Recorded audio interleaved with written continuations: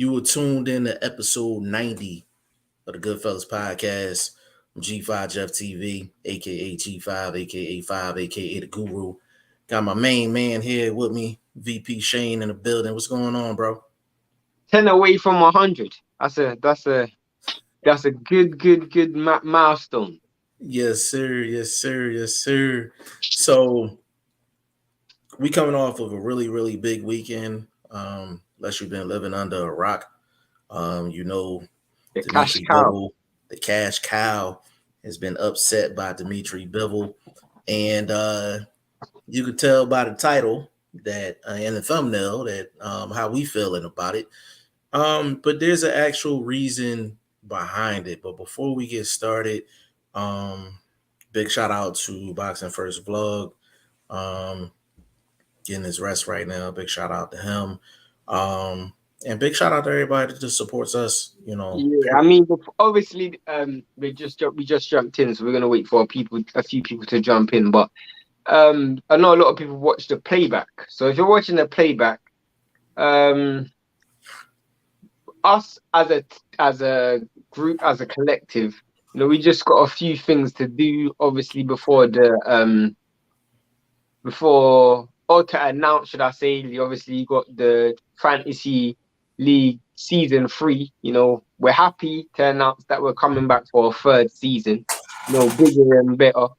A few. Also, when it comes to the new side of stuff, we're really trying to cement our places in when it comes to media. We're not trying to be the stereotypical media company. So there's a few things we're trying to do in that sense. What else is there? Partnerships, collaborations, all of that stuff you gotta expect to come. You gotta bear with us though, in the sense that this is a self-funded and self-invested movement. So there's no one supporting or backing. The people who you see on camera are the people who you see that's actually in control. So a lot of the stuff, whilst we're enthusiastic about boxing and whilst we're experienced enough when it comes to media, we're also very new to a lot of things also. So you have to be very patient. And we live life. So Absolutely. yeah, just to get that Absolutely. off the rig. Yes, sir. Yes, sir. Willie G is in the building. He said, "What's up, fellas? Big shout out to you, Willie G. Judah Israel is in the building. Big shout out to You you. seem new. I've done. Maybe he's been there before. If you're new, please subscribe to the channel. He said cherry pick going wrong. Now, are you agreeing 100%. with this, disagreeing with this, or you just Yeah. quoting the title? I mean, I hope Jeff didn't put a question mark beside it, because Nah, I it was definitely didn't put a question mark 100% a beside it. cherry pick gone wrong. And I am one of the few people on YouTube who's allowed to say it, because I'm one of the few people, me and Jeff are one of the few people who actually rated Bivol before the fight. But I am with evidence. I've come with evidence and receipts. I know for a fact Canelo thought Bivol was sweet, and he didn't take the fight to dare to be great, or to handicap himself, or to go in the fight for a test, or none of that stuff that Eddie Hearn's trying to manipulate it as. He took it because he thought Bivol was an easy touch, and it was an easy way to get a belt at a weight class that he's not at. That is literally what it was. And to follow up on that, we're not happy in saying that. I think we need to make that clear. What do you mean by that? We're not happy in saying We're that. not happy in saying that strictly because we didn't want to believe that Canelo did that, because we didn't see him as an easy touch. We would have never thought Canelo would have thought him was as an easy touch. Correct. So, people say that, Canelo resume is not stamped and all this and all that. You know what I'm saying? And you had two ways of thinking. You had the one way of thinking where it was just like, oh, you know what? Canelo took the DAZN deal because he was trying to win another belt at 175. Bivol's the harder puzzle. And then he got the Triple G fight where he might have felt like he got to go avenge that. He wasn't ducking anybody, this, that, and the third. And then you have the other narrative where it's just like he took the Bivol fight because he thought it was going to be easy, and then thought felt like the Triple G fight he would get any decision against Triple G. But to find out that it was really a cherry pick going wrong, and it's a fact, it's crazy. And it's like, what I'm saying is, we don't want to be on camera actually saying that. Like, we wasn't saying that before. We tried to give him the benefit of the doubt. Yeah, we definitely tried to give Canelo the benefit of the doubt, in the sense that the truth is, and I'll say this off the rip, me and Jeff and Blunt all knew that Bivol was a wrong style matchup. We all knew that Bivol. If there was fair judging, and we're going to get into the judging today, but if there was fair judging, we all would have said that Bivol was the favorite for the fight. Mm-hmm. We would have all said Bivol was favorite for the fight before the fight. We even said on live, we can't see a method in how Canelo wins this fight without robbing the scorecards. We all said that before the fight. But right, we believed that Canelo also understood how good Bivol was, and had thought that fighting Bivol was the tougher competition and the better competition, so he wanted to test himself. And that's how Eddie Hearn and Canelo manipulated it at the beginning.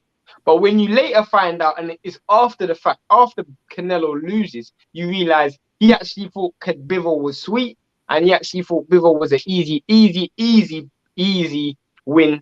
And just like he done with Kovalev, he can now manipulate it and say, I'm a 4-weight world champion I'm a world champion in 4 different weight classes. And he could make it seem as if he's chasing legacy, when in actual fact he was actually trying to chase an easy belt. But Bivol screwed all of those plans up. And if he came to me before the fight, I would have told him, bro, you're going in the wrong direction. You done barked up the wrong tree for sure. Right. And we're not gonna let the cat out the bag yet on how we know that it was a cherry pick. Let's get into these comments though. Judah Israel said Canelo only fights underdogs. He must be favorite before the fight starts. So Judah, just to respond to that, any cash cow is gonna go through the process to try to make sure that they're more than a 50-50 favorite before they step into the ring with anybody. So I'm not really knocking that, but with Canelo, yeah, like he's known to stack the deck. Like, he is known to stack the deck. And we as boxing fans, like, there's really no win, because I'm like, if you call him out for it, you a hater. You know what I mean? If you ignore it, then they be like, you a casual, or you're not a real boxing fan. So either way you slice it, you're gonna hear something from somebody. But Canelo has put weight clauses on people. I have a story in regards to James Kirkland, like, before that fight started. So we didn't know if it was Oscar De La Hoya and Golden Boy, or was it Canelo, or was it a mix of both? But Canelo has been involved with situations where guys have to, limit their rehydration, things like that. Kovalev, that situation was crazy. He literally had, I think, less than 6 weeks to really prepare. He literally came right off the start fight. And then he had the same day weigh-in rehydration. Same he day had to weigh in at the night once he arrived at the arena, which was crazy. So it's just, which is crazy, because usually with same day with next day weigh-ins, they're usually like 8, 9 o'clock in the morning. Mm-hmm. And then you got into that night. No, he had to weigh in at the darn arena, which is crazy. Then they pushed the fight back by an hour. If you actually go and watch the fight back, you actually see Kovalev sleeping in the dressing room. Now, tell me whenever you see a dude sleeping before a world title fight, before any fight. That's a fact.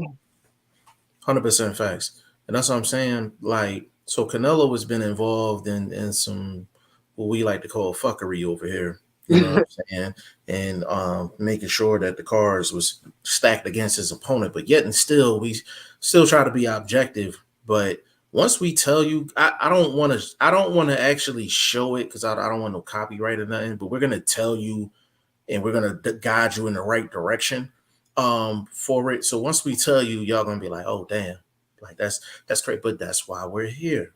That's why we're here.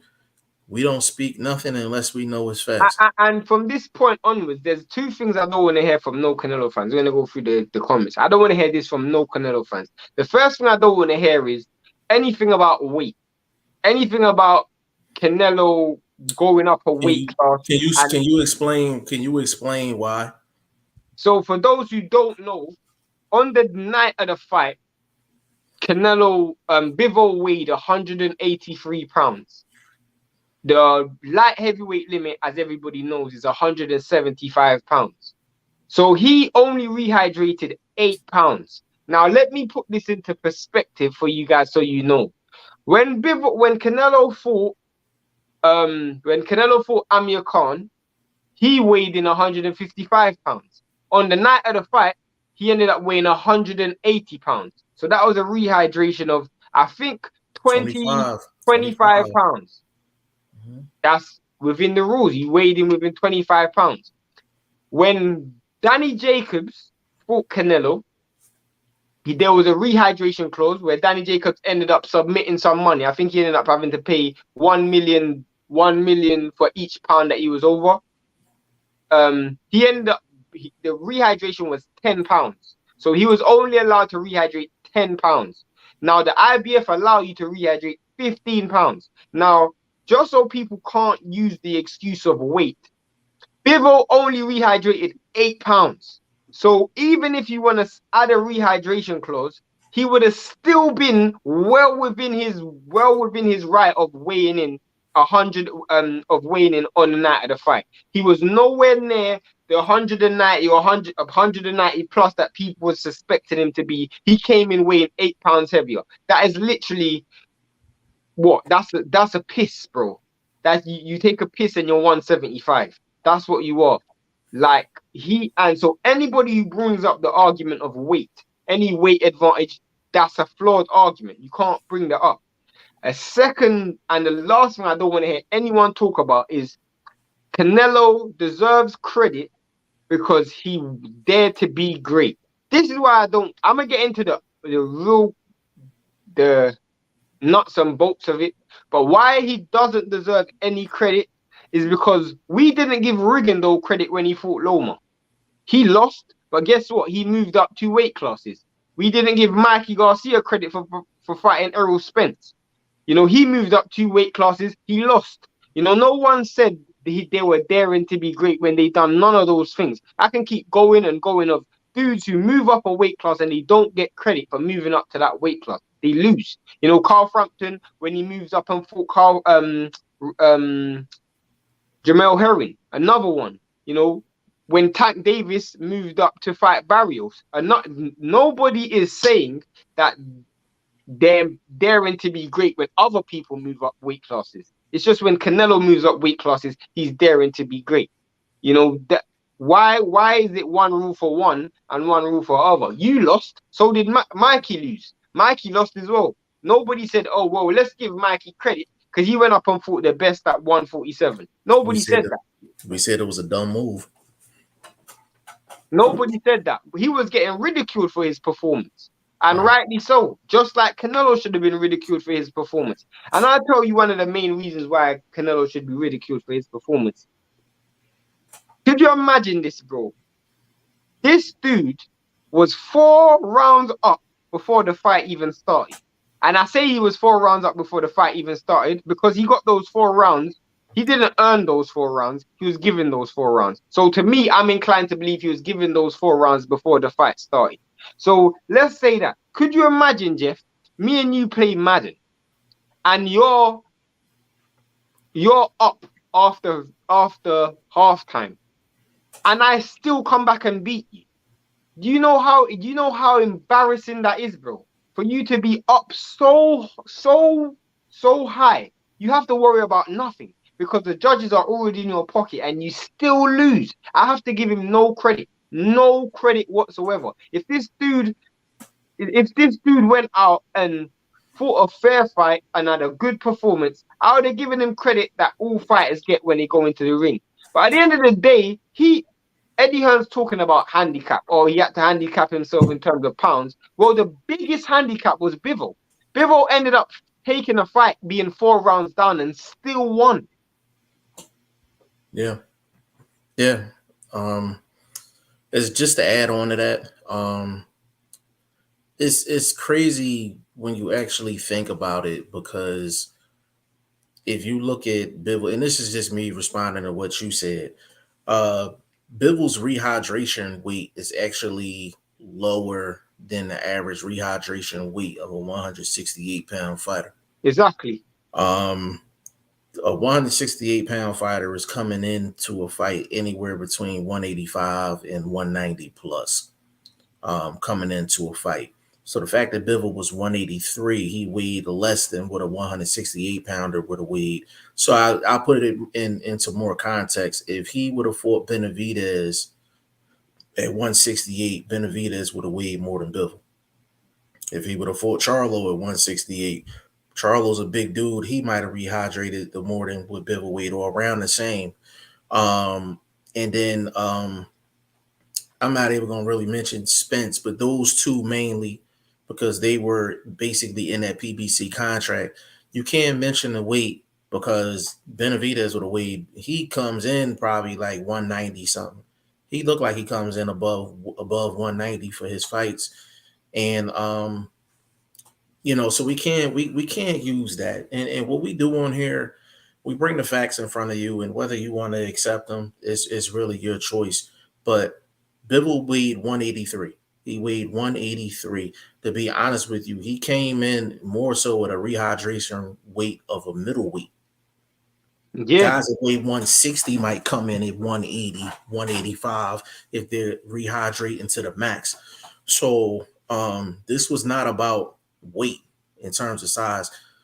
Second thing is with Bivol. Let me get this out the way as well. There's people out here talking about, oh, Canelo went vegan, and that's the reason why he was so weak, this, that, and the third. He got tired through the fight. Let's be clear. He's been vegan for over 4 years, Shane? I heard he was vegan. I heard he was vegan for 4 years, or 3 to 4 years. Been vegan for 3 to 4 years. He was vegan for the Danny Jacobs fight. So anybody pumping this narrative that he just became vegan a couple months ago, and that's the reason why, stop it. Stop it. Like, VP Shane and G5 is telling you, stop it. I mean, I think people are looking at it like he's vegan because he didn't have no Mexican beef. I think that's what they meant, bro. I think that's what they meant, bro. I think that's what they meant. That's a timestamp. That's a timestamp. What's that? I think that's what they meant. 18 minutes. That's definitely a timestamp. He didn't have no Mexican meat. That's what I think. That's funny. That is funny. And the thing is, I'm like, I'm confused, because I'm like, I don't know what narratives that people. I'm not sure what narratives people want to run with. Like, do you want to run with the whole weight thing? And this goes with, and credit the vlog, credit the Blunt, because he said, yo, they got the built-in excuses already there. To be honest with you, I was just like, well, the built-in excuses got to go for everybody. But as it played out, Canelo got the vegan excuse, he got the weight excuse, and then he has the daring to be great excuse. And then all three of them are false. And then he has these blind people who actually thought this dude won the fight. I mean, what on earth are we talking about right now? Like, what are we talking about? Let me get to the judges real quick. 115, 113 from all three judges is a travesty. That's not even the biggest travesty, though. The biggest travesty, and Shane and I talked about this off camera, is the fact that all three of them had identical scorecards. These are not identical scorecards. And what we mean by that, for the people that don't know, is that every single round, all three judges scored it exactly the same. The who won the round and what was the points. Each round. The only time you see that in boxing is if a person gets blown out 12-0 or 10-0, and you see 100-90 or 120-108. Those are only times you see people's cars identical. You do not see a competitive fight and all three judges have the same exact scorecard. So Never. when we get on camera and be like Canelo's up 3-4 rounds before the fight start, we mean that shit. We mean that shit. And Teddy Atlas brought up a good point today. I watched his podcast. He said that when you actually look at the landscape of it, it could also be a case of it's more than a conspiracy, bro. Because to me, it's like, and Jeff said this as well. Jeff said this as well. I don't think Jeff even heard Teddy Atlas's podcast, but I didn't. when you got all three judges the same scorecard, it's very difficult to isolate a person who to blame. You see my point? If all three of them, and Teddy Atlas used the analogy of it being an alibi. You know, if all three of, if I see something and it's only me seeing it, then maybe it's a bit questionable. Let's say I saw someone get shot and I'm like, I was the only one who saw it, but three of us were there. It's going to be a bit questionable. But if all three of us see that person shoot someone, it's a bit like, okay, that's a little bit like, that's a bit more stronger. The evidence is stronger. So to me, that's more of a conspiracy. What's even worse is the fact that each round was the same. Now, what I want you guys to do is, you see, if we're watching a fight together, you know, me and Jeff see fights pretty similar, but he's like, maybe this round might go to that person, that round might go to that person. You might get the same score at the end. You might go 7-5, 8-4, same score at the end. But you rarely see where the score, where each round is the same. Even swing rounds. Like every single swing round they gave the same. That doesn't make sense to me. That is more, that is like they were communicating with each other during the fight. And it's crazy. We talked about that off camera, and that's what I said to Shane. And I didn't even know Teddy Atlas said the same exact thing, which is crazy. And it just to bring more context to that before we get in the comments, I've known Shane for years. Shane is like a little brother to me, but we brothers in this boxing thing, and we think alike. Everybody tell us we think alike. There has not been one time we've scored a fight and we scored it exactly the same round by round. And this is a blowout. And we think similar. We talk every day. So that's let alone three judges that probably don't know each other like that, and they're sitting on the opposite sides of the ring. So for that to happen, but people aren't talking about that. People aren't talking about that. So it's crazy. Like, it's crazy. Let me get in the comments real quick. Go on. Let me get in here real quick. Willie G said they thought it was the easier route, but actual boxing fans knew Bivol was the harder route. That's a fact. That's a fact. Well, I disagree with that. I disagree with that because actual boxing fans were saying, some real boxing pundits and boxing channels who supposedly report on boxing news every day were saying that he is taking the easier route. And these are supposed to be people who are legitimate boxing pundits. Hey, Willie G, we're going to replace the actual with the knowledgeable.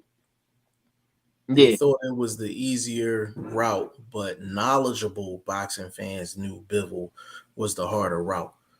Judah Israel said, that's right, King. Burt Wood in the building. Big shout out to Burt Wood. Said, G5 question. Fury versus White. Did Fury jab allow the uppercut without White seeing the punch? On replay, looked like White leaned his head downward, coming forward after Fury's jab. I know what you're talking about. The reason why I would kind of disagree with that is because he doesn't shoot the jab. To me, it's like two separate incidents. So he throws the jab, and then Dillian Whyte does something, then he throws the uppercut. I don't think it was like you know when you throw a jab to set a shot up on the end. Yeah, I don't think it was one of those scenarios. You know, I don't think it was. Yeah, I didn't think it was a jab to set up the uppercut. I think even if you want to entertain that, the fact that the punch Dillian Whyte didn't see was an uppercut from the outside that came straight up the front of his face, that's a problem. If that's the case. And the reason why I sorry to cut you off, Jeff, but the Oh, reason you got why it, bro. I agree with what Jeff's saying is, if you look at it, he doesn't throw the whole point of that whole entire exchange was to keep distance. So he throws the jab, Dylan White keeps walking forward. He throws the uppercut and he pushes Dylan White away to keep that distance. The reason why I don't think the jab and the uppercut have anything to do with each other is because if he really wanted to keep distance, you don't keep distance with the uppercut.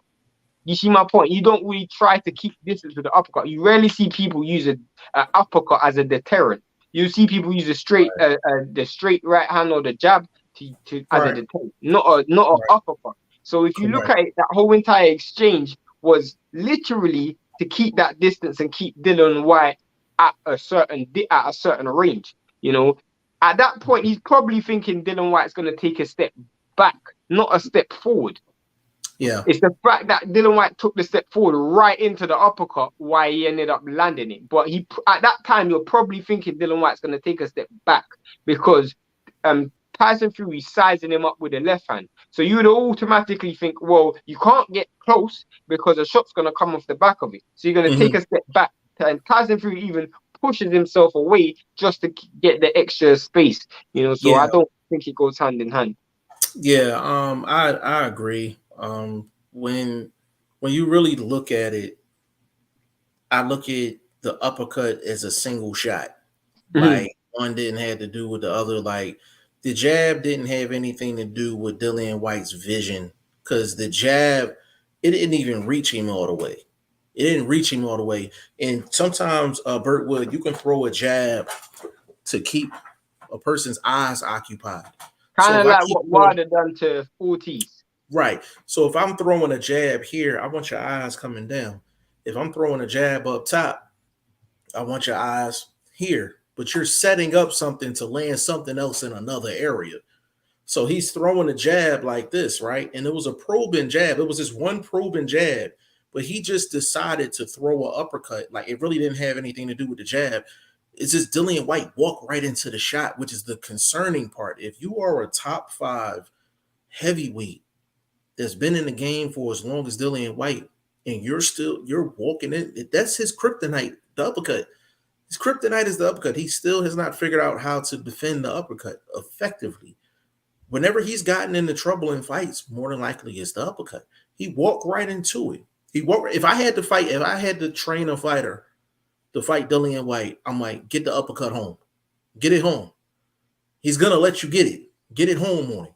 So, but Burtwood, that's an excellent question, though. Excellent question. He said, G5 Kentucky Derby 80-1, long shot. Rich Strike wins. If someone bet $100, how much would you win? 8,000.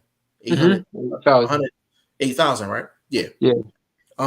Pink Furry God is in the building. Say hi, friend. I hope you're doing wonderful today, and Shane too. Big shout out to you. Boxing Learner in the building. Big shout out to Boxing Learner. He said Reynoso thought Canelo could beat Bivol. Boxing Learner, stick around because we're gonna let the cat out of the bag in about 2 minutes. We're gonna let the cat out of the bag in about 2 minutes. Everybody here, we're gonna tell you the real reason why Canelo fought Bivol. The real reason. Don't listen to anything Eddie Hearn said it because Eddie Hearn already made a mistake. He should have never said what he said. We're going to tell everyone the real reason. Don't listen to none of this chasing greatness, none of that. We're going to tell you the real reason with evidence for why he took the Bivol fight. We're going to tell you the real reason. Facts. Pink Furry Goddess, Canelo Alvarez should have just fought Demetrius Andrade or Jamal Charlo instead of choosing to fight Bivol. So let me get into that. So Demetrius Andrade, if Demetrius Andrade fights Canelo at 168 pounds, advantage Canelo. And we love Andrade. Advantage Canelo. If Jamal Charlo fought Canelo at 168, advantage Canelo. You are in, and it's not that Canelo is leaps and bounds ahead of Andrade or Charlo. Shane and I are very consistent. When a guy is jumping up in weight classes, for him to have to fight the top guy at that next weight class, and that is your first time fighting in that weight class, and you got to get acclimated to the weight, and you have to get acclimated to the top fighter at that weight class, it's a recipe for losing. Facts. It's a recipe for I mean, losing. That's why. let's look at the greatest fighters right now. Usyk, when he moved up, he didn't fight AJ straight away. When Right. Crawford moved up, he didn't fight Spence straight away. You know, these are the greatest fighters of our time right now. When Andre Ward moved up, he didn't fight Kovalev straight away or Gradual. Donald Stevenson straight Right. away. You know, it's Gradual. it's a gradual thing. It's a gradual thing, and I'm not saying that they can't win. That's not the recipe to win. You understand what I'm saying? It's not the recipe to win. You know what I mean? But Pinkford girls, Goddess, I hear what you're saying. Like it would have been the easier, right? Both of those fights are better style matchups than Bivol. Bivol was always the worst style for him. That was the Bivol was worst fight for him to always take. the worst style. Even with Benavidez is so dynamic offensively. We've never seen how he acts when somebody's actually throwing stuff back at him. And the reason why Benavidez is a question mark is because Benavidez is still at 168. You know, Canelo's not moving up a weight class to fight Benavidez. You know, I thought with Benavidez, you know, with his style, I thought he has a style that can beat Canelo. I've always thought that. I've always thought he has a style to beat Canelo, but I've always said Bivol and Beterbiev, and I think Jeff even made a bet. I think he bet someone. Jeff made a bet that Canelo does not beat Bivol or Beterbiev. I think you bet someone saying, Right. I think you bet someone in the live. You said he doesn't beat Bivol or Beterbiev. Or Beterbiev. Right. That person ain't gonna come back. Nah, they definitely not gonna come back. They definitely not gonna come back for sure, man. Big shout out to my guy Tree James, man. Shout out to you. He said, check your text and let me know, G. What's up, Shane? I got you, bro. Yeah. You know what? Let me add this, and this is something that you said earlier, and I didn't really comment on it. Just to add on, Bivol was 183, right? On the night of the fight. On the night of the fight. For all the Canelo people that want to mention weight, Canelo weighed more than Bivol that night. Canelo weighed more than Bivol that night. So for the people that want to say that Bivol weighed 15, 20 pounds more, no, Canelo actually weighed more than Bivol that night. And I'm going by, I don't even have an exact number. I just know that Canelo's rehydration is anywhere between 15 to 22 pounds based off of prior history. So he probably weighed more than Bivol. This is why we say you may weigh more than somebody, but your actual physical body mass and what you actually fight at is two completely different things. And I think that's where me and Blunt was going back and forth. Like, just because you weigh more than a person doesn't mean you're physically bigger or you're physically stronger than that person. Exactly. But for the people that want to say that Canelo was the smaller dude in there, he probably actually weighed more. It's like when Terence Crawford fought Jeff Horn. Jeff Horn rehydrated so much heavier than Terence Crawford. Terence Crawford was still the stronger man in the ring.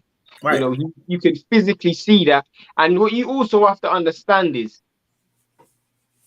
it's not about, to me, if you look at how Bivol fights like, and this is the funniest thing. A lot, my brother asked me, who do I think wins between Beterbiev and Bivol? And I say, my opinions about Beterbiev and Bivol is exactly the same as it was before. Canelo done nothing to me. I don't even think, like, I looked at that fight and I could close my eyes. And if people didn't tell me it was Canelo, I would have thought Bivol was just making a normal title defense. I didn't look at that and see a great fighter. I saw a basic fighter. Bivol had a harder time with you know who. We're gonna get to that. Hold on. L Dub, the plug in the building, said, "What's good?" L Dub, actually stick around for a second. Shane about to drop this news real quick on you, and we ain't gonna be in here long today, man. We just want to drop this bomb and get up out of here. You know what I'm saying? Big shout out to L Dub, the plug. Burt Wood, Tim Bradley said Fury jab distraction before the uppercut. That's not true. The reason why I say Timothy Bradley has to understand, like, and for one, Timothy Bradley, I mean, I respect him to a certain degree, but it doesn't mean he knows everything about boxing. If the jab distracted him, what you would have seen was Dillian Whyte would have done something in response to counter the jab and then got caught with a shot. Dillian Whyte done nothing in response to the jab. It was like the jab done nothing to him. If it had a distraction, is you're focused on something and then a stimulus happens that takes your attention. That's a distraction, and all of a sudden you get hit with something else while you're distracted. That did not happen. Dylan White did not. His attention didn't go from one thing to then the jab. The jab was there, and then he continued to walk forward into an uppercut, which was just so stupid. I mean, the jab didn't have anything to do with the uppercut. I'm not gonna put that comment up there, Shane. I'm gonna let you. Somebody trying to steal the thunder. So boxing learners. Yeah. Conrad Boxing said, "What's going on?" Conrad Boxing, big shout out to you. Stay in the building as well. I'm about to drop it. So basically, without further ado, Shane is gonna drop this news. Go ahead, bro.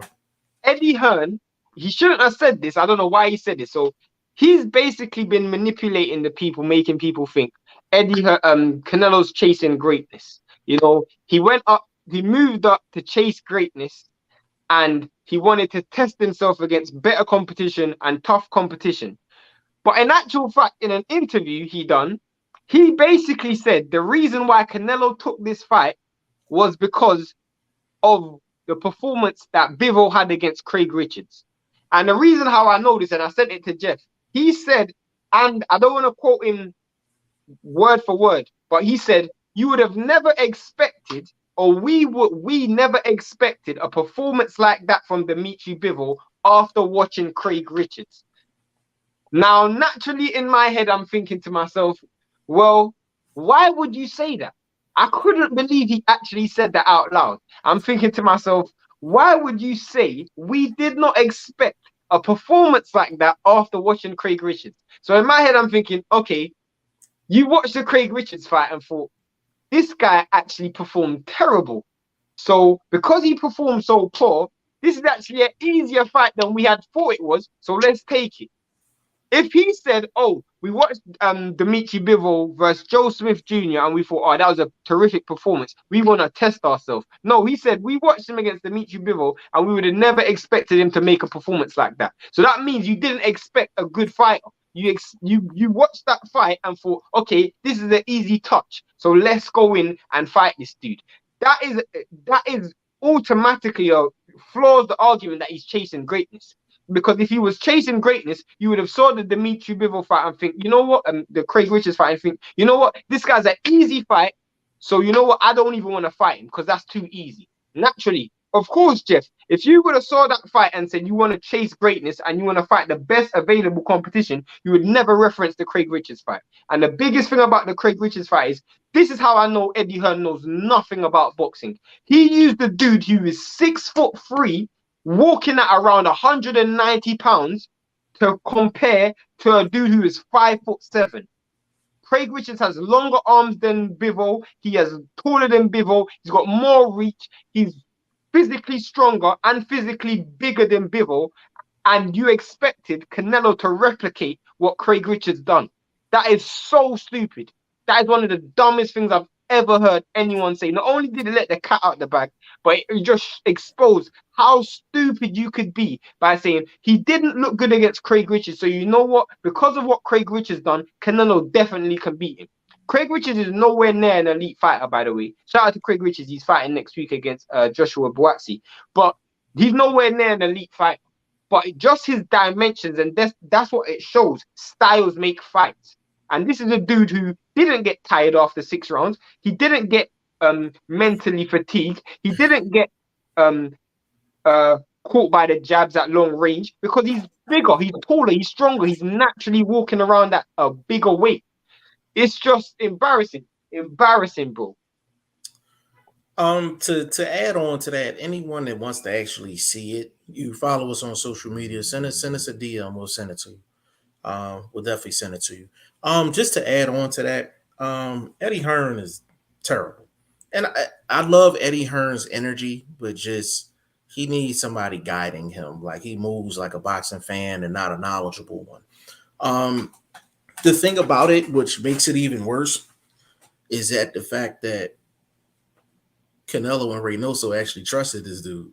that's the embarrassing part. I can't see Reynoso watching Craig Richards, bro. I can't see it. The fact that That's like it's crazy, man. Like it's crazy. Like that's like Shane can tell me like, yo, like you can ready to walk down the street. There's no ditches in the street, so you can walk down the street and not look at the ground.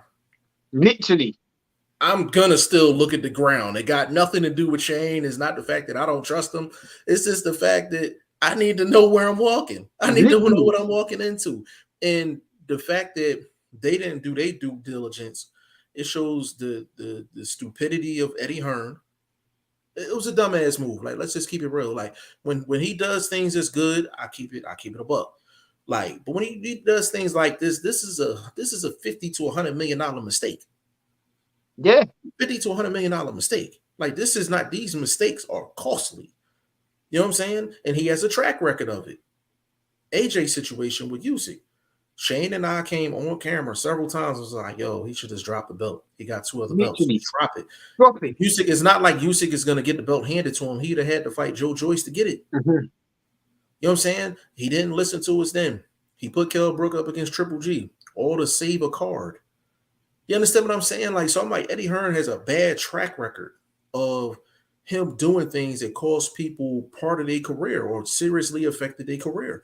This is another example of it. And the fact that Reynoso and Canelo didn't do their homework and their due diligence on the situation is just as bad. But it's just, I don't want to hear people now say Canelo chased greatness. No, nah, what I'm saying, if that's the case, then why did they wait till he looked so bad against Craig Richards? Because to me, you could have fought him when you fought Kovalev. If that was the case, bro, you could have fought him when you fought Kovalev. That was the case, you could have fought. Because I'll give you another example, bro. It's like when Golovkin was mandatory to fight Canelo. Canelo didn't fight Golovkin. He waited until Danny Jacobs fought him. All of a sudden, you fight him. It's like when you first moved up to 168, you saw all the 4 champions there. You didn't fight Callum Smith straight away. You waited until he looked real bad against John Ryder. Okay, then I'm gonna fight him. You saw Bivol fight Craig Richards in what was Bivol's toughest fight up to this day. And Bivol still won it comfortably, but it was his toughest fight up to this day. You think, I'm better than Craig Richards, so I'm going to go and fight Bivol, and it should be an easy night's work. That's what he's done. And if Benavidez has a tough night against David Lemieux, guess what? He's going to go in there and fight Benavidez. Because that's what he does. He's waiting. Name me one fighter who Canelo's fought after they've had an impressive win. Name me one fighter Canelo's. But even Danny Jacobs, bro. Some people thought he could have lost to Derevianchenko. I can't even say impressive, because I was going to say maybe Lara, but he didn't even have any like significant wins. He only fought him because he ran up on him in the press conference. Mm-hmm. You know what I'm saying? So that's a good point. Boxing Learner said, Craig Richards, I know you try to steal our thunder, but I'm glad I got control of the comment section, Boxing Learner. But good stuff. Andre Southgate says, salute all here listening. Appreciate you, bro. What's up to you? Conrad, Andre, Conrad. Conrad said, didn't Team Bivol also say that the Richards fight helped them secure Canelo? I just said that. Yeah. Let me reiterate this one. And I said this to Shane off camera earlier today. For a boxer that is completely dominant, like wiping everybody out, the only way they're going to get a big fight is unless they show some type of vulnerability. And to show you how dominant Bivol has been, that Craig Richard fight was what, 9-3? Yeah, 10-4. I mean 8-4, 9-3. 8-4, 9-3. And that was the most vulnerability that was shown in Bivol's career, which makes it even more crazy. And that was after a year and a half layoff. And that was a year and a half after COVID. Yeah. So it's just a dumbass move is a dumbass move. And Eddie Hearn, that was a dumbass move, like, period. Comrade Boxing, I am still kicking my ass. Wanted to put 200 on Bivol, but the betting websites are shut down here, and I was too lazy to use a VPN. Conrad, listen, we got you covered. Trust me, we got you covered. But you know what? Though? We went in with the judges. I wouldn't have put 200 up. With those odds, if Jeff Nieder was fair judges, he would have put $1,000. Easy. Bro, I'd have put He would have 1,000 put on it. $1,000. Easy. I'd Knowing put Jeff, 1,000 if on he it. thought there was going to be fair judges with a 5-1, If because me and Jeff thought Bivol was going to win. We just didn't think he was going to get it on the he was gonna card. get a decision, yeah. If we thought it was fair judges, I probably put a couple thousand on it. I probably put at least 2,000, on it. Burt Wood, Shane. This is Timothy Bradley. Meet me, Burt. Find wings for rounds. P.S. Bring flog with you. I don't get that. Hold on, Shane. This is Tim Bradley. Meet me, Burt. Oh, meet me, Burt. Fine. I gotta read that again, bro. Maybe I'm. Hold on. You might have to rewrite that, bro. Yeah, rewrite that, bro. I mean, Hearn made that Canelo Usyk comment. Yeah, that was another dumbass comment. I mean, this is what I'm talking about. Like, this is Eddie Hearn not understanding the limitations of his fighters, bro. He doesn't understand the limitations of his fighters, and if you look at it, he's being real careful with Conor Benn. But let's keep it all the way 100. I mean, those Usyk comments were just ridiculous. Ridiculous. Talking about Makabu and all of that stuff. Bivol dealt with him so easily. Easily. Yeah. Definitely. Jose Vasquez in the building said, my boy, what's going on with you, player? He said, I'd rather watch your show than most of the podcasts. LOL. Hey, man, we appreciate that, man. We appreciate that, man. Respect. Conrad Boxing Shane, I can imagine that Canelo himself 100% believes that he chases greatness. No, but this is it doesn't matter what Canelo believes. The reason why it doesn't matter what Canelo believes is because at the end of the day, Canelo isn't pushing a narrative. His team's pushing a narrative. And at the end of the day, Canelo can say he's searching for greatness. But Bivol wasn't where the line started. It wasn't like, oh, I'm fighting Bivol because this guy is an elite fighter. It was, I'm fighting Bivol because he looked bad against Craig Richards. That's what it was. That's literally what Eddie Hearn basically said. Yeah, no, that's a fact. Andre Southgate, Hearn doesn't know for sure. He believes in the hype of his own fighters. He needs to watch closely and study the game. Bill is no joke. Andre, we joke around all the time and be like, Eddie Hearn need to hire us. You know what I mean? Get his boxing decisions up. If he knows more about boxing and got boxing people behind him, then he make better business decisions. But if he don't make the best business decisions because he don't know what's best in terms of his fighters, because he don't understand the landscape. He's not a hardcore boxing fan. You can tell he's a boxing fan, but he's just not a hardcore. He's not very knowledgeable. You know what I mean? Boxing learner said, and he's fueled by emotion as well, bro. He's fueled by emotion. Like, he had a relationship with Canelo, so he believed in Canelo. He has a relationship with AJ, so he believes in AJ. This isn't Rocky, bro. To be honest with you, if he was smart, he should have said, I'm not making a decision on the PBC or the DAZN card on the DAZN contract until I see the Triple G fight. And he could have had it where he took Triple G first and then took the winner of Beterbiev and Joe Smith if he wanted to do it that way.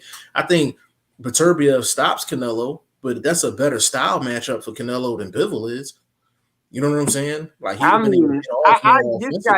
this guy needs to stay from 175, bro. Yeah, like I said on the show with Boxing Lowdown and Lori, big shout out to them. You know what I'm saying? At 175, Canelo looking like a two-piece with fries and a biscuit. That's how he looking at 175, man. He looking like a snack out there, like, for real. Like, literally. Yeah, facts. Boxing Learner say Austin Trout. I don't remember Austin Trout's victory before the Canelo fight. But I'll take your word for it. But I mean, let's just keep it real. If we're going all the way back to Austin Trout, the way back to Austin Trout, where the last person he fought someone coming off a good win, that is real bad, bro. Yeah. Because this guy's fought like 12 times since then. If you think about it, even Kovalev, he was coming off almost a knockout loss to Anthony Yard, bro. Yeah. In fact, let's actually go back. You have Caleb Plant, he didn't look good against Uskatigi or Truax. Not Uskatigi, Truax. You had Billy Joe Saunders. He almost lost Jeff Money in his last fight because he had to get a stoppage to win. Let's look at Callum Smith lost to John Ryder, but he just got the decision. You had Kovalev almost got knocked out by Anthony Yard. Then before that was Danny Jacobs. Danny Jacobs almost lost to Derevianchenko. Then before that you had Golovkin, who many people thought lost to Danny Jacobs. So we are going back, 7-8 fights now since the last time Canelo actually fought someone who was coming off a good win. It's no coincidence that Bivol comes off a Craig Richards fight and all of a sudden Canelo wants to fight him. No coincidence whatsoever. Yeah. 100% facts. I'm actually looking it up now to see what was Trout's. Oh yeah, he is right. Trout came off the he beat Cotto. Came off the Cotto win. So I remember that. No, that's true. Yeah. That's true. And to be fair, you know what? I give Canelo credit for his run at 154 because he had a nice run. He had a nice run at 154. Fought everyone at 154. Yeah, he had a nice run at 154. There was nobody he actually avoided Charlo and Andrade, but he actually fought a lot of dudes at 154. It's not since he became this megastar, this face of boxing, did he actually start to become this media hungry and media trained. Yeah. Andre said, yeah, I agree. Triple G would have been a better first pick for sure. Me personally, Conrad Boxing, do you think the Hearn Canelo love relationship is over after Hearn stated that Canelo lost? No, and I'm gonna tell you why. Because if Canelo and Reynoso was dumb enough to not fact check Eddie Hearn before the deal happened, they're not gonna do it now. You would know whether that's the case, because to me, Eddie Hearn, I don't think Eddie Hearn wants Canelo to take the rematch neither. Nah, and that's the thing. Like, and Canelo might want to take it. The reason I say I don't think Eddie Hearn wants him to take the rematch is because the Zone have put so much money and invested so much money into Canelo versus Golovkin. Yeah, like that's the fight they want. So I think that's the fight that's going down next, and they can twist that and be I don't think the Zone's gonna put the money up for the Bivol rematch. To be honest, yeah, they're not gonna put they're not gonna put the money up, and then number two, they're gonna still throw a heavy bag at him for the Golovkin fight because now they have to justify the Golovkin signing. They only signed Triple G to get the third Canelo fight. Like, that's it. Right. And they're the only ones that have a fascination with it. Nobody in the boxing public has a fascination with that fight. It's just them. So and to really cap it off, and people don't realize this. When it comes down to Eddie Hearn, that's actually Bivol's promoter. That's Bivol's promoter. So if I win a debate against a boxing debate against somebody and Shane not happy for me, I'm gonna feel some type of way about that.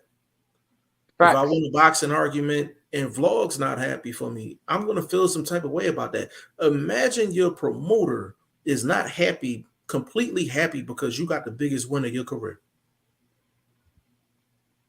Like, let that sink in for a second. But this is another reason why we said Eddie Hearn needs the both of us. He makes dumbass decisions. And the reason why a lot of his fighters are in the position that they're in is because he makes dumbass decisions. I mean, let's look at it all the way around. Who is the Eddie Hearn's biggest stars? He signed, he's got AJ, he's coming off a loss. He's got Canelo, he's coming off a loss. He's got Dylan White, he's coming off a loss. You've got Mikey Garcia, he's coming off a loss. His top 4 or 5 guys is coming off of He's losses. coming off a loss.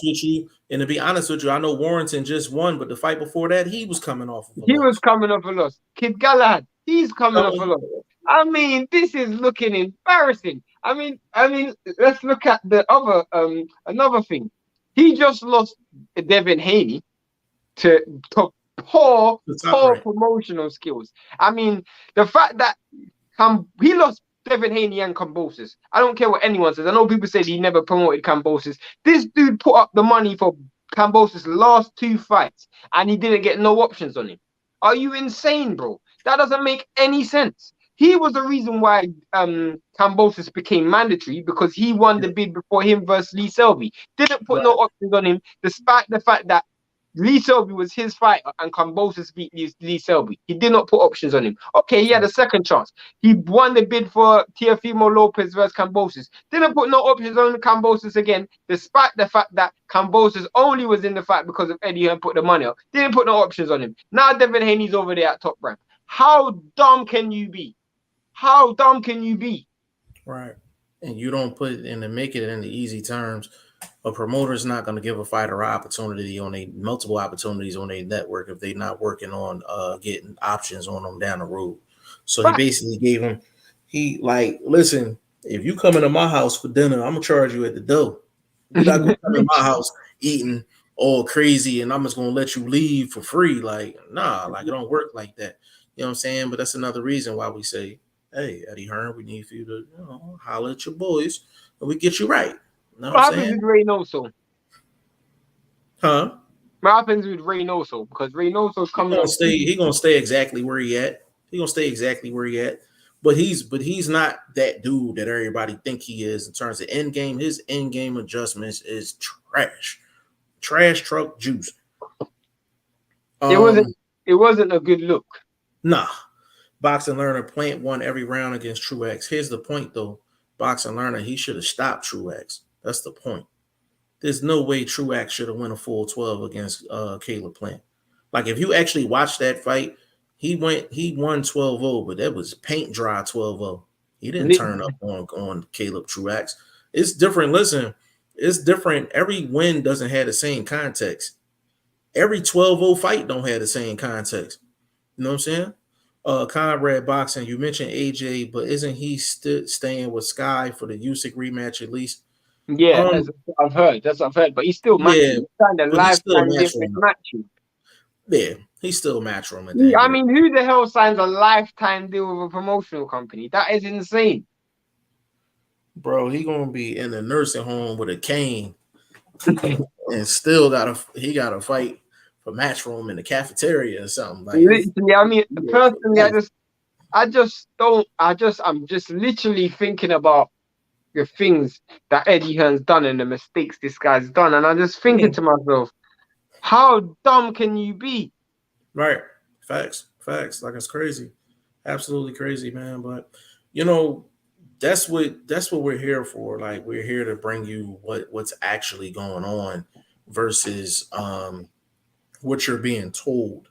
So yeah, like it's Eddie Hearn. Like we're not gonna keep y'all too much longer, but like Shane, in your opinion, like if you're running Canelo's career, you and Eddie Hearn's spot, what do you do next with Canelo? I mean, regardless, no matter what you do, you have to make sure Canelo doesn't lose his next fight. You have to make sure Canelo doesn't lose his next fight, because people are looking at Canelo like a snack right now. Could you imagine if he loses another fight? But this is the thing, Canelo also has been humbled within himself. He would have gone in every fight with a certain level of confidence. He got beat comprehensively. He's never been humbled like that since Floyd. And for one, it's easy to lose to Floyd because it's Floyd, greatest of all time. But this is Bivol. He's supposed to be an ordinary fighter. So Canelo's humbled to a certain degree. We don't know how this affects him mentally in terms of his confidence. We've seen fighters like Deontay Wilder, Roy Jones Jr., Mike Tyson, Prince Nassim, You know, when they lose, you know, it's like they no longer recognize the man that's looking at them in the mirror. You know, Right. so Canelo's got to do a lot of soul searching. You know, he's got to do a lot of soul searching. And shout out to 78 Sports. He brought up a real good point, which was when Floyd beat Canelo, it was like nobody could replicate that. You know, that was a style of fight where, you know, it was Floyd being Floyd, and he's an elite fighter, and only the top 0.01% could even try to do anything close to that. Whereas Right. what Bivol done was so basic. You know, Bivol beat Canelo with fundamentals. You know, and a lot of people went into the fight with Canelo with so much respect for Canelo. You know, they just gave up ground. They just gave him, you know, they gave away rounds just of the fact that it's Canelo. After seeing Canelo so human, you know, in so many people's eyes, so many people now see it's possible to beat this dude. So it's like a lot of people are going to be going into those fights with Canelo, and they're going to have an invested confidence. You know, so for one, matchmaking is very important. Personally, I'd try to put Canelo in there with a Gennady Golovkin, someone like that who's going to build up his confidence. And I don't think Gennady Golovkin can beat Canelo at 168. You know, especially if Canelo's mentally prepared. After that, you know, you got to really think about who you put Canelo in there with. You know, this whole chasing greatness fighting, Usyk, McCarthy, and all of that, you need to be careful. You know, because what you can't afford is Canelo losing another fight, especially to a nobody. You know. Yeah, I agree. Um, Edgar Hernandez, big shout out to you, family. I don't know if you knew, but if you knew, definitely subscribe to the channel. He said, "Why don't you complain when Charlo decided to fight Selecki instead of Jaime Munguia? Now that's cherry picking." I mean, So let me. hold on real quick, Shane. I don't know if you're new, but just to let you know, bro, we are EOS over here, equal opportunity smoke. So I repeat, equal opportunity smoke. you definitely don't. You definitely are new, because the amount of smoke we've given Charlo, bro. I don't think We gave him hella bro. smoke. Bro, you need a smoke detector, We because didn't he's gave giving him a. Charlo all the smoke, bro. Because I when Charlo ducked Benavides, and that was a real duck, that was a real we duck. And since I you want to talk Jaime Munguia, when Jaime Munguia ducked Demetrius Andrade, that was another real duck bro, as well. Like, we've bro, been we give um, everybody the smoke. everybody gets So smoke. like when Charlo ducked Munguia, yeah, before. when Munguia ducked Andre, we gave him the smoke. When Canelo ducked Andre, we gave him the smoke. When Charlo was talking crazy about what Benavidez got to do to get the fight, we gave him the smoke. So to answer your question, yeah, we got a problem with him fighting Selecki. Nobody wants him fighting Selecki. Do I want to call it a cherry pick or do I want to call it ducking? Absolutely. Absolutely. Charlo's at a point in his career, he can point and say, I want that guy. And for the people that's I, like, oh, Al Heyman, you know, he don't allow that. No, he listens to his big dog fighters. And Charlo, in a certain degree, I've always said Charlo doesn't even deserve the Canelo fight. I've said it. I just wouldn't mind seeing it, but I've said Right. I don't. I would prefer if Canelo didn't fight Charlo. I Yeah. would now So say Canelo should fight Benavidez. Now, to yeah. address the cherry pick comment, you missed the early part of this live, so I'm going to say the reason why I'm saying Canelo had a cherry pick was according to Eddie Hearn, and this is not me saying it. This is his promoter. The reason why they took the Canelo versus Bivol fight, or they made the Canelo versus Bivol fight, was this is Eddie Hearn's words. They watched the Craig Richards fight, and they did not think Dimitri Bivol could produce a performance like he did. That's why they took the fight. Because they saw how bad, if you want to use the word bad, Bivol looked against Craig Richards, and they thought, you know what? After watching Craig Richards, Canelo could actually beat this dude. That's what Eddie Hearn said. I didn't say it. Eddie Hearn said that. So I'm just telling you, that's how it goes, bro. Facts. Conrad said Canelo looked old, also had that feeling in the plant fight. Yeah, he didn't look 100%. He said, I'm not even sure he beats Nah, Triple he G at beats the Triple moment. G. Yeah, he beats Triple G. We're going a bit too extreme now. He beats Triple G. He beats Triple. I hope he beats Triple G anyway, because if he's gone backwards that much, bro. Edgar says, how can Jaime duck a champ? He has to be given a contract when he didn't get it, you do realize Andrade chose Liam Williams over him. So I'll give you a little bit of insight if you don't know. Yeah, give it to him. When someone a champion in the WBO rankings, when you're a champion at one weight class and you move up to another weight class, you become an automatic mandatory. Jaime Munguia became an automatic mandatory, and if you don't believe me, I actually wrote an article on it 2 years ago when Jaime Munguia beat. Who did he beat again? What was that dude he beat at 154? And he missed weight on the scales, and then he ended up weighing in again. I can't remember who it was. I'll send it to you if you want. Just DM me. But regardless, he moved up. He became a mandatory. Liam Williams was number 2. Jaime Munguia was number 1. The WBO order a fight.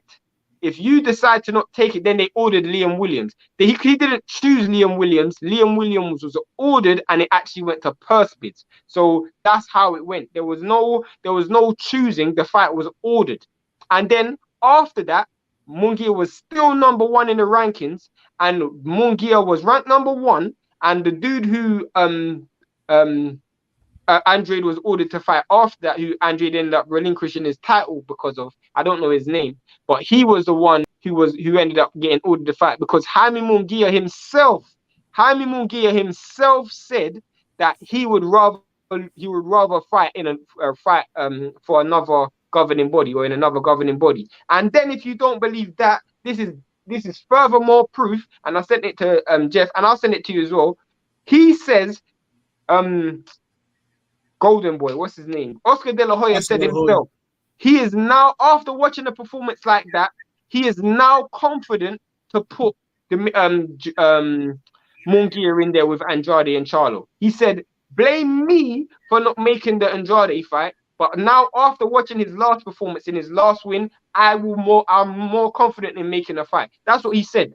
So that is a clear duck. Now, I'm not saying it was Jaime Munguia. It could be Oscar De La Hoya. It could have been just Oscar De La Hoya, but that is a fact. Everything I've said is a fact. Right. But that's why we on here, bro. You bring up different things, and you know what I'm saying? We try to do our best to clear it up. Boxing Learner said he hurt his hand, though. Yeah, I know he hurt his hand, but still, though. Like, who hurt his hand? Plant against Truax, but we've seen him have performances like that without his hand hurt. Yeah, I know. Who's the last dude this dude stopped? Yeah, Triple G didn't look great either. I think Canelo beats him this time. Yeah, Canelo beats Triple G, bro. Canelo beats Triple G. I think Canelo beats Triple G too, and I'm one of the ones that said Canelo lost both fights. I think Canelo won the second one still. I won't lie to you. Yeah. Manny Pacquiao lost bid to Philippine presidency. Manny be back. Oh, fair enough. Canelo should retire, in my opinion. He has 60 plus fights and been pro since he was 15. I think the only way I want to see Canelo retire is if Canelo loses his next fight. If he loses another fight, then yeah, 100%. Canelo versus John Ryder, I do not want to see that fight. No more European tours for me. Thank you very much. Edgar Hernandez says, also reason why Canelo didn't fight Andrade is because fans wanted him to fight up Triple G. So Canelo chose okay. So after he beat Triple G, he then fought Danny Jacobs. So he beat Triple G to get the WBC and WBA belt. Danny Jacobs had the IBF that he won off Derevianchenko. He beat Danny Jacobs, so that means he had 3. Guess who had the last one? When Carlton Dockwell lost to Demetrius Andrade had the last one. He was 1 belt away from being undisputed. He didn't fight Demetrius Andrade, despite the fact that they were both on the same platform, and despite the fact that he was 1 belt from being undisputed. He then moved up to 168, where he had no belts to become undisputed. So let me tell you what that means. You get a really nice woman, put her on your bed, and she's naked, and she's ready for all of that. You say, you know what? I don't want you. I'm going to go on the street and find a new woman who I've never met in my life, and then I'm going to try and get her in the exact same position I'm already in right now. That's exactly what Canelo just done. That's a funny ass analogy, but it's true though. It's true though. Conrad Boxing. The reason I gave Triple G a shot is because of last weekend, for real. Yeah, we assuming that Canelo's not gonna come in that fight looking like that. But I understand what you're saying though. Bergwood G5 LOL. Tim Bradley said he would fight Shane and Vlog at the same time. Hey, listen, man. I don't think he know how Vlog play. So I'm gonna leave it at that. Tell him Conrad if Boxing. he can make 130, we will fight. That's no problem. If he can make Conrad, 130, we will fight. Conrad Boxing. For the first time I saw Canelo hurt live on TV. Yeah, I I mean, don't think he was hurt. I just think he I don't was. think he was hurt. He was just overwhelmed by the But we shots. might have to be on here longer because there's a few people in this live. Yeah, for I sure. don't know if you have something to do. I'm free. Yeah, okay. Conrad Boxing more than one time. I don't think he was hurt though. Huh? I don't think he was hurt. I just think he was just I tired. just think he got his attention. I think you can get a fighter's attention and not hurt him. Like I think he definitely got his attention, like with the volume of shots. I think there was a few times where Canelo could have been in real problems, like when Bivol got him up against the ropes and he was teeing off on him. And there was a round, I think it was a 10th round or 11th round. Bivol was literally, Canelo was moving around the ring trying to get a breather. If Bivol stepped on him then, I think you would have really seen Canelo's gas tank go. Yeah, facts. BK in the building. Big shout out to you. If you're new to the channel, definitely subscribe, bro. He said thought dude had really skinny shoulders, but he hasn't got his hoodie on fully. Oh, that's funny, yo. He thought you had many shoulders and shit. Nah, that's funny. You know the thing is, go on. I was gonna bring up an example of what this fight kind of reminded me of. Mm-hmm. Sonny Liston versus Muhammad Ali. The first fight. You know when you got one dude coming in there with an overwhelming favorite and he's just thinking, as soon as I land my punches on this dude, I'm just gonna beat him. And you try as much as you can, but then at some point you run out of options and you run into a wall and you're like, you know what? There's nothing I can do to beat this dude. That happened to Canelo. The only difference is Sonny Liston retired in his corner and Canelo continued, which I give Canelo credit for continuing. But at the same time, yeah, that's basically what it reminds me of. And I know I'm not from the 60s. I'm just right. Son of Sammy Davis in the building. Big shout out to you, family. If you're new to the channel. Speaking of the 60s. Son of Sammy Davis. Big shout out to you, family. If you're new to the channel, man, definitely subscribe to us. He said, now that Canelo's dream of boxing domination is over, will he just cash out with the third Triple G fight and maybe an exhibition with UFC champ Kamaru Usman? So, bro, to be honest with you, Canelo is still cash money in boxing. He's still cash money. So, him fighting Triple G was going to be a cash fight regardless. I wouldn't call it a cash out fight. So what's probably going to happen is he's probably going to take Triple G with the next fight. The bag probably won't be as big because he's coming off of a loss, but he's basically going to complete his basically his contractual obligation, which was supposed to be Bivol and Triple G. So essentially he's going to complete it. And he's going to go from there. And then at 168, who knows what he does? He said long-time subscriber. This must be the first time you jumped on a live with us. Like, I don't remember that name, yo. Me neither. Never. But you long-time subscriber. That's all we need to hear, baby. He brought up a good point because I think to myself, what can Canelo do moving forward? Because it's not even the fact that there's a lot of dudes this guy can beat, but it's about managing expectations and also being hungry enough to continue, knowing that you have a ceiling. One of the things for fighters is they're constantly chasing a ceiling. What's the limit? How far can I actually go? When you find that ceiling, it's very difficult that you see fighters continue. You rarely see fighters, especially elite fighters, continue after they've hit that ceiling. So it'd be interesting to see where Canelo goes after, because I can't see him. Can you see him being motivated for a Benavidez fight? You see my point? Like, can you see him being motivated for like the Usyk fight? Whilst it was crazy, you're reaching, maybe I can be heavyweight champion, McCarthy, Right. maybe I can be cruiserweight champion, Bivol, undisputed light heavyweight champion, you're constantly seeking that. Now you found a cap. You can't go to 175. You've already achieved everything at 168. What else is there actually to achieve? So maybe you might see exhibition fights. Maybe you might see him fight like a Jake Paul, or I don't know what, whoever he might fight. I don't know whoever he's gonna fight. Steph Curry or whatever. Maybe you might see him fight one of these. Steph Curry. Oh man, that's crazy. Burt Wood says, Shane, which heavyweight is the best fighting off the ropes? I mean, some people's gonna say Ali because of the rope though, but I would personally disagree with that. Are you talking about in history or just?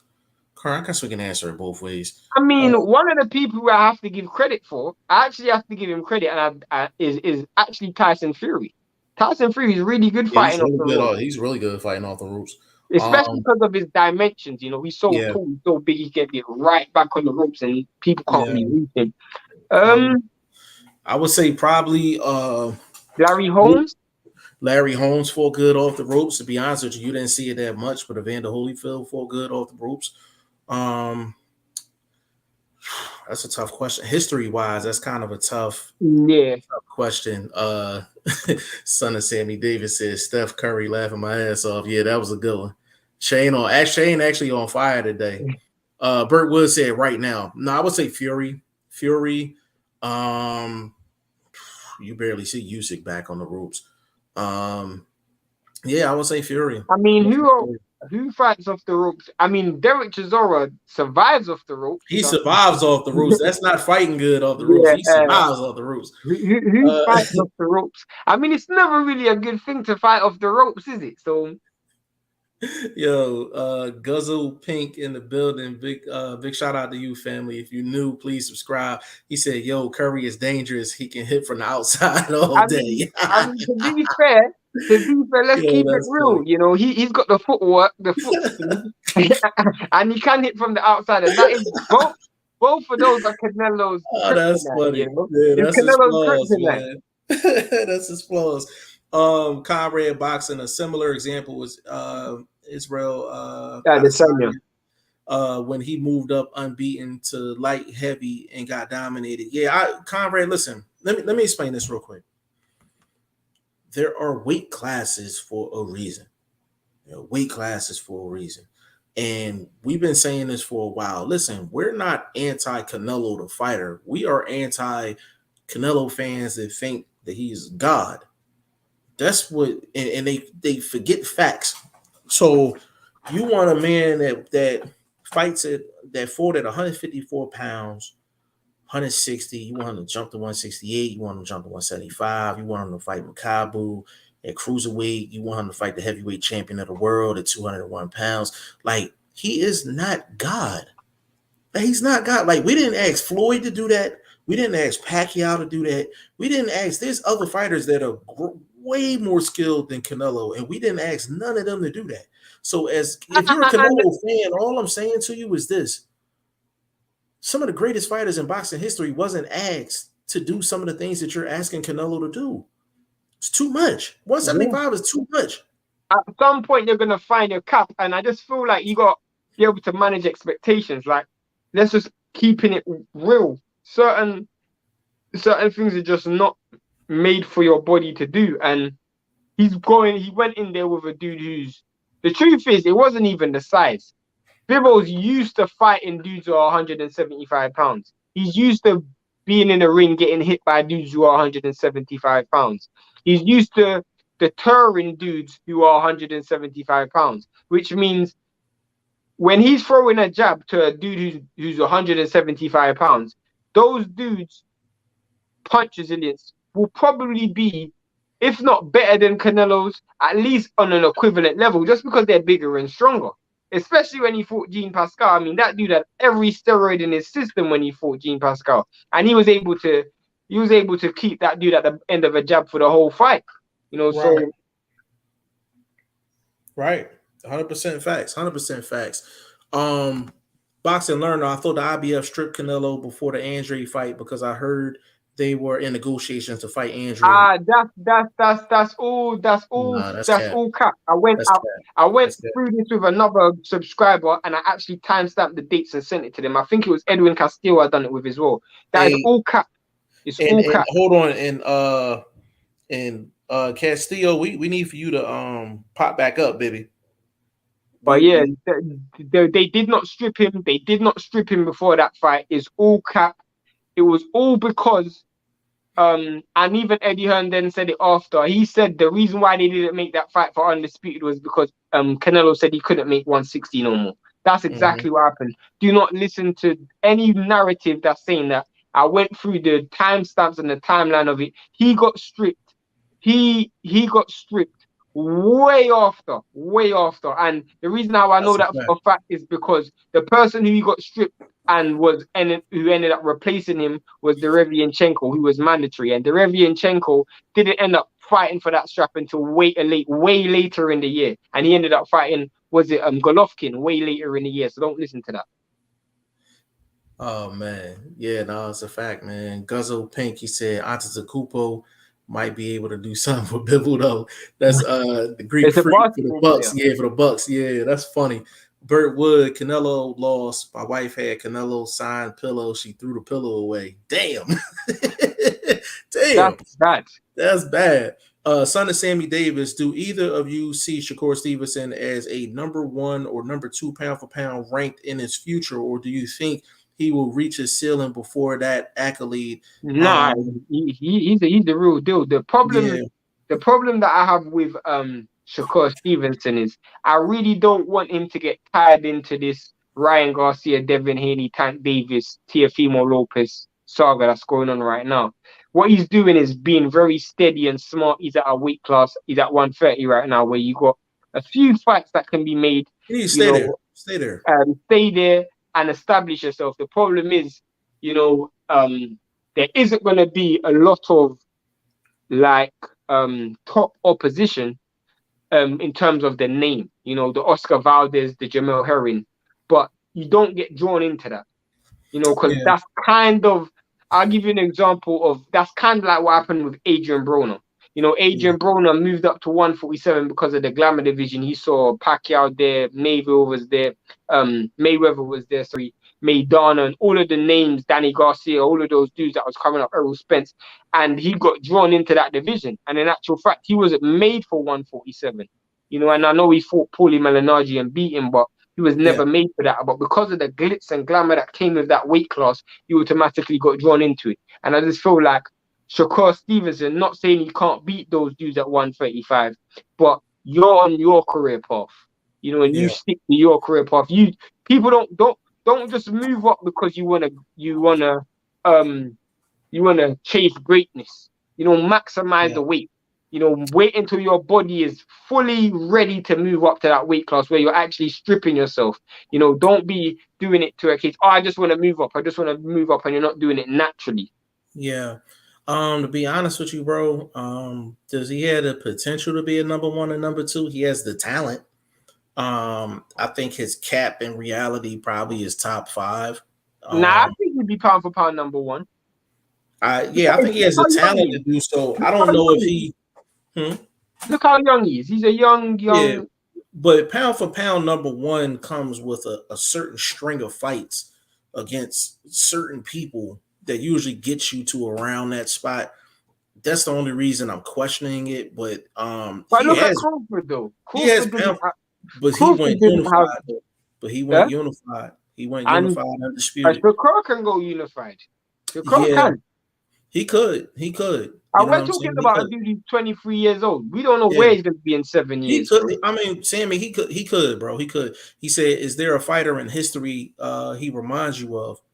Um, you know what? To be honest with you, and I'm not just saying this because I know him, but it's 2 people. Number 1, and it's a southpaw version. It's a southpaw version. Like he reminds me of like a Meldrick Taylor, like with a twist. Turns all offensive. I didn't expect that name. Yeah, the reason I said that is because he doesn't have your traditional southpaw style where he's kind of just, like real elusive and things like that. He's elusive, don't get me wrong. Like he's elusive, but he's an offensive southpaw. You don't Mm-hmm. see a lot of offensive southpaws. You see a lot of slick southpaws. So I can't think of too many aggressive southpaws that I want to compare him to. So I actually went to orthodox. His offense reminds me when he puts his offense together, because like people, when Meldrick Taylor was in his prime, Meldrick Taylor was one of the best at going head body, and Shakur is one of the best at going head body. I And when you mean, say what you I'm think? trying. I'm trying to figure out. Literally, I'm wrapping my brain around what fighter he reminds me of. That's a good question. That's a good, and that was off the top of the dome, bro. To be honest, I don't know. I don't. When I look at him, there's nothing that screams there's no name that shouts out. I don't think like a Sugary Leonard or something like that. I don't think like that. Nah, no. Um, I mean, if I'm being honest, and and not just fighting style, but his braggadocious behavior, I would actually say Crawford. Like his attitude. You can clearly see that he's got that Terence Crawford attitude. Not in Yeah, terms of fighting style, you don't fight like Crawford, but right. you can tell he's been around Crawford for a long period of time. Like he's got that attitude where he will look at you, smile, walk you down, and walk you down, hands down by his side, and he's willing to get rough and tough in there. He's got the boxing skills as well. Like he's like, you know what? I'll beat you at your style, and I'll beat you at my style. That's a Crawford thing. You see my Yeah. point? Yeah, to be honest with you, Sammy, there's not one person in history that Shakur, I say, yo, he fights like that. Yeah, But yeah. it's kind of like, how Shane just said he reminds him of Crawford in terms of the attitude and the mentality. And then he reminds me in terms of offensively, the way he goes head body reminds me of a Meldrick Taylor. It reminds me of even a Ivan Robinson. Like Ivan Robinson was one of the better offensive fighters you would find during that time. And if you don't believe me, go watch his fight with Arturo Gatti. He was It's very like skilled offensively. if you ask me about boots, I'd be able to say someone. I'd be able to say, Right. cool.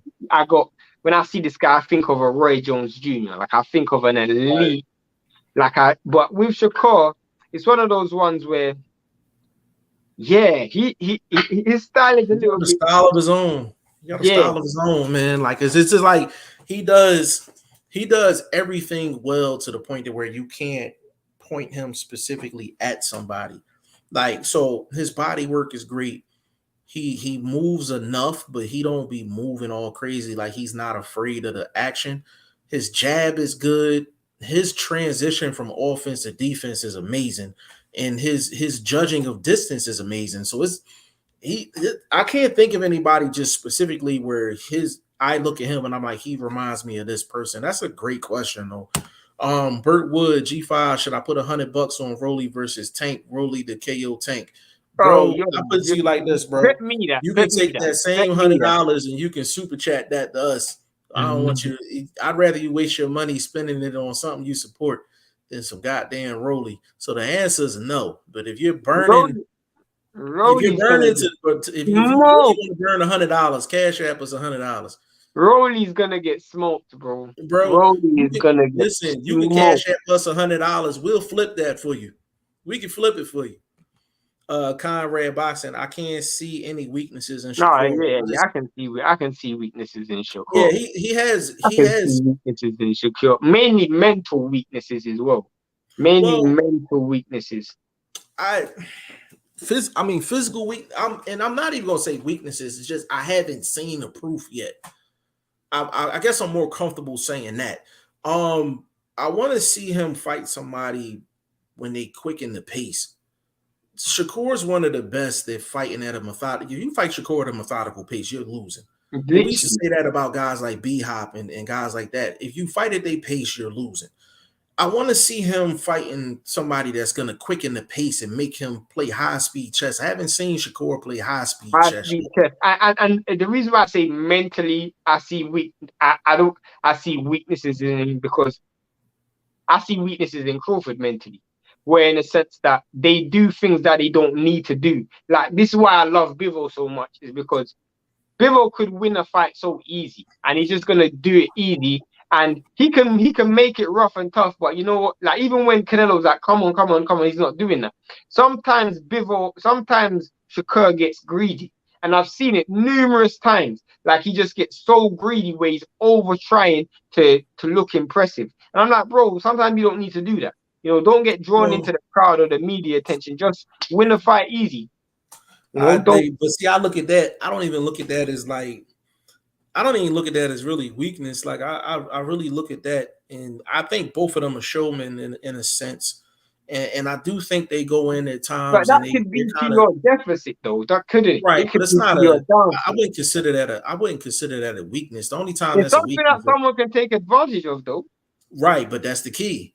That's the key. They're smart enough to. They're smart enough to not do it against certain people. Which that's why I say it's not a weakness. Like Well, we'll see sometimes if Crawford does it against Spence. Because if he does he's it not against gonna. Spence, he's He's gonna not pay. gonna do that against Spence. See, You that's don't the know thing. that. Like You don't know that. You yeah, don't but know that. I based off of past off of how he operates, he comes off as a smart dude. That's part of the reason why he's one of the best. I don't think he's dumb enough to do that. But he I don't didn't think he's fight dumb that enough to do that. smart in some of his fights, bro. Some of the fights he just tried to be. He just tried to be a little bit too confrontational and not just Well, fight that's behind just the well, scenes. that's now I can call that a weakness, like him getting into dog fights.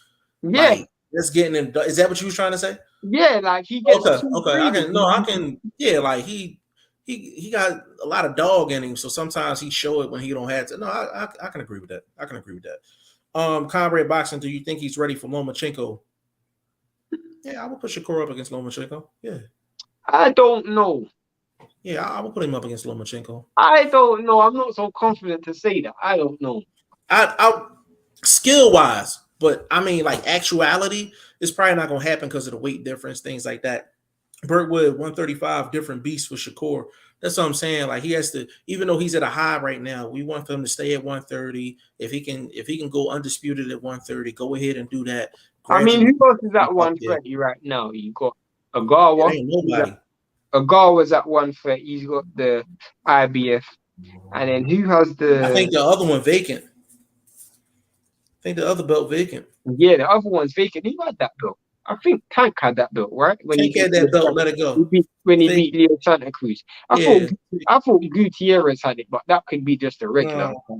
Yeah, it's vacant.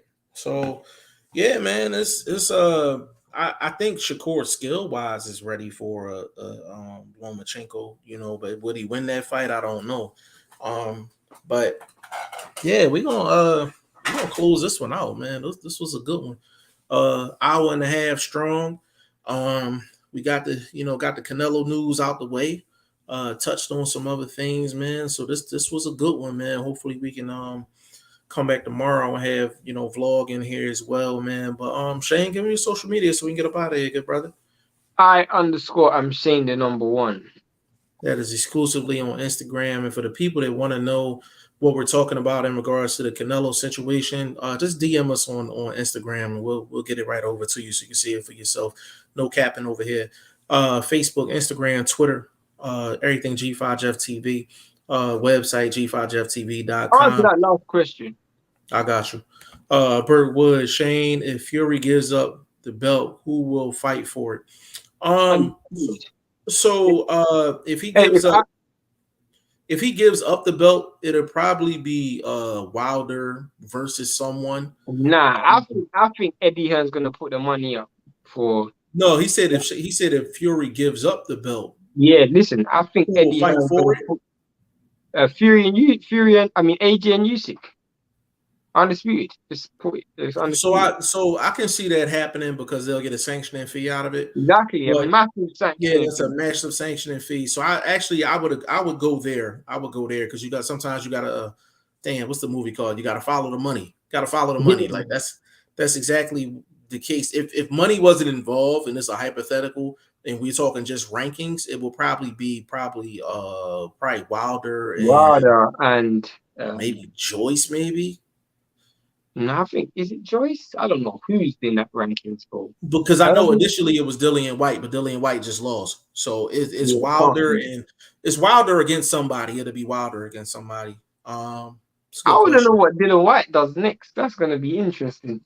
Man, he need to take a vacation. Yeah. I'm gonna send him a video. I'm gonna send him a video on how to avoid an uppercut. Out of goddamn control, man. He pissed me off so bad. I'm still pissed off at Dillian Me White. as well, Yeah. bro. I'm Been so vouching for this upset. dude for years, man. Been The, vouching, o- the, vouching for o- this dude for the, the years. only thing that made me happy was seeing Bivol win, bro. Crazy, bro. Crazy. Absolutely crazy, man. Um, but yeah, G5FTV.com, man. We revamping everything up, man. We're gonna be back strong on the website. Big shout out to Will Stokes, man, season 2 winner of the Boxing Prediction Fantasy League. We're gonna reach out to him, get his contact information. Definitely want to get him what he's supposed to get before we get season 3 started. It's only right. And we're gonna do announcements, we're gonna have promo, we're gonna have all of that for the website, man. So we just want to thank you guys for staying patient with us, being true boxing fans, and just when we jump on, y'all jump right on with us, man. Like no matter what, man, we greatly appreciate it for sure. But big shout out to Boxing First Vlog, man. Hopefully he get back with us tomorrow. Probably tomorrow we're probably gonna start covering Jamal Charlo and Castano unless some other news come out. But just to close it out, Eddie Hearn, you did your man a disservice, man. Did your man's a disservice. And that's just the bottom line, man. Come holler at your boys, man. G5 and Shane Consulting Services, Boxing Consulting Services. For the right price, we come over there. We get you right, baby. We get you right. And what we say to you, bro, it ain't personal. It ain't personal. We just know a bad boxing move when we see it. You know what I'm Yep. saying? We know a bad And we boxing. ain't saying it after the fact neither. We're not saying it after the fact. Everything's time stamped on this channel. It is what it is. So if you want to get yourself right, you're not making those Canelo versus Bivol errors. You're not making those AJ versus Usyk errors. Come holler at your boys. We gonna charge. Then we gonna charge you. It's gonna be a 6-figure tag. I'm not going, and that's for both of us. Like Shane get his 6 figures, and I get my own 6 figures too. But the thing is, you give us 6 figures, it's gonna save Yes. you millions. Yeah, it's gonna It's save you gonna save you millions, bro. millions. You understand what I'm saying? So we making this pitch out to Eddie Hearn. You know what I'm saying? Nothing personal, but you need boxing people that actually know what the hell they talking about to get you in the right positions to win, baby. You know what I'm saying? You making 50, $100 million mistakes. We can't have that. Can't I have that. mean, I'll see what the zone say about that when he file their taxes next year, bro. Absolutely. Absolutely. You know what I'm saying? But come holler at us, man. But listen, on behalf of Boston First Vlog, aka Blunt, aka Blunt Bayless, aka the General, aka Mr. 1K. Got my man VP Shane in the building and your boy G5 Jeff TV. Man, we will be back tomorrow. Charlo Brian Castano. We out.